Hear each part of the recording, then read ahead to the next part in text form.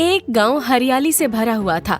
वहाँ के लोग मेहनती और ईमानदार थे, लेकिन एक व्यक्ति ऐसा था जो काम करने में बिल्कुल भी रुचि नहीं रखता था।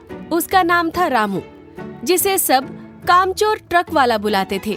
रामू का एक बड़ा ट्रक था, जिससे वो गांव के लोगों का सामान एक जगह से दूसरी जगह पहुंचाता था। हालांकि वो काम को हमेशा टालता रहता था। अगर किसी को अपने सामान की डिलीवरी जल्दी चाहिए होती तो रामू हमेशा बहाने बना लेता। एक बार की बात है जब रामू के पास गांव के किसान हरिया आए। अरे रामू, क्या हाल चाल है तुम्हारा? हाँ भाई, सब ठीक ही है। तुम बताओ कैसे आना हुआ हमारे पास? रामू भाई, मुझे कल मेरी फसल जरा मंडी तक पहुंचानी थी। मैं अपनी फसल को बेचना चाहता हूँ। अरे हरिया भाई, कल तो मैं बहुत थका हुआ रहूंगा। परसों पक्का मैं तुम्हारी फसल मंडी तक पहुंचा दूंगा। अरे रामू भाई, पैसे थोड़े ज्यादा ले लेना पहुंचाने के लिए, पर मुझे कल ही फसल भेजनी है मंडी, नहीं तो वो खराब हो जाएगी। ऊपर से बारिश का मौसम भी है। अरे हरिया, क्यों इतनी टेंशन ले रहे हो? एक दिन में कुछ नहीं होने वाला। मैं आराम से परसों पहुंचा दूंगा तुम्हारी फसल। हरिया रामू के आलस और काम चोरी से बहुत परेशान हुआ, लेकिन उसके पास और कोई विकल्प भी नहीं था। उसे रामू पर भरोसा करना पड़ा और वो वहाँ से चला गया। अगले दिन गांव में बारिश हुई, जिससे हरिया की फसल बर्बाद हो गई। अरे मेरी फसल सारी बर्बाद हो गई। मैंने कितनी मेहनत से उगाई थी, मेरा इतना नुकसान हो गया सिर्फ उस रामू की वजह से। अगले दिन जब रामू मिठाई वाले के पास आराम से जलेबी खा रहा था, तो मोहन मिठाई वाला उसके पास अपना काम करवाने आता है। अरे रामू, कैसी लगी हमारी दुकान की जलेबी? बहुत बढ़िया, मजा आ गया इतनी स्वादिष्ट जलेबियाँ खाकर। अच्छा, मुझे सुनकर खुशी हुई कि तुम्हें जलेबी अच्छी लगी। रामू, मुझे तुमसे काम था। अरे यार, अब फर्ज एक नया काम, कोई चैन से मुझे आराम भी नहीं करने देता। हाँ मोहन भाई, बोलो ना, क्या काम है आपको? रामू, कल सुबह सुबह मेरी मिठाई शहर पहुंचा दोगे? मुझे शहर से एक बहुत बड़ा ऑर्डर आया है। मेरी दुकान का नाम हो जाएगा और पैसे भी बढ़िया मिलेंगे। सुबह जाना होगा? सुबह तो मुश्किल ही है मोहन भाई। अरे भाई, शहर से ऑर्डर के पैसे आएंगे तो तुम्हें भी अच्छी रकम दूंगा। अब तो मेरा काम कर दो, नहीं तो मेरा ऑर्डर रद्द हो जाएगा। अच्छा ठीक है, देखता हूँ। अगले दिन रामू सुबह सोता रह गया और मोहन की मिठाइयाँ शहर नहीं पहुँचा पाया, जिसकी वजह से ऑर्डर रद्द हो गया और मोहन की दुकान का नाम खराब हो गया। हाय मेरी दुकान, मेरा ऑर्डर कैंसिल हो गया सिर्फ रामू की वजह से।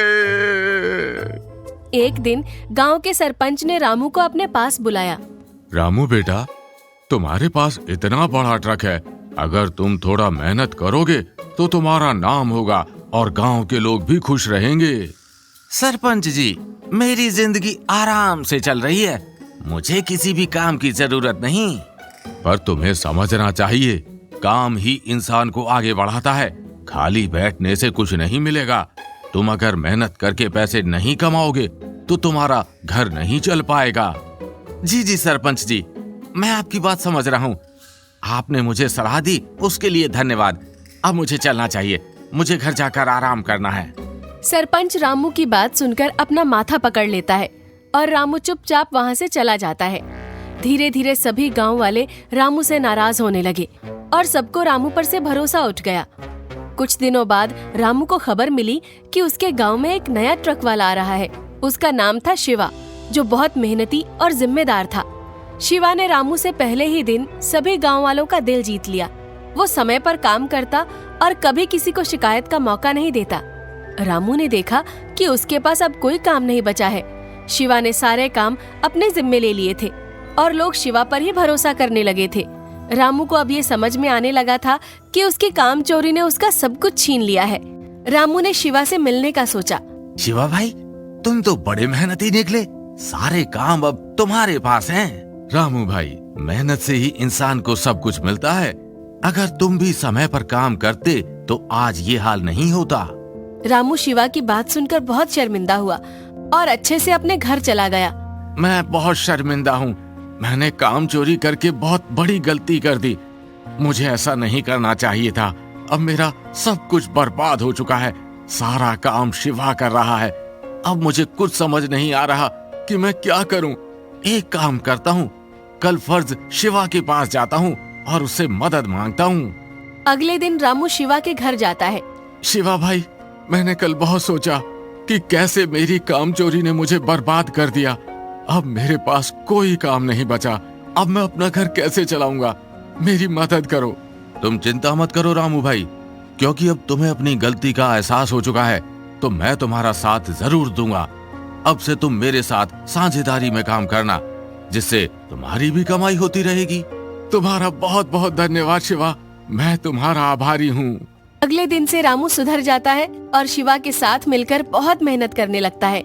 सभी गांव वाले रामू को देखकर खुश होते हैं और उसे मेहनती ट्रक वाला बुलाते हैं।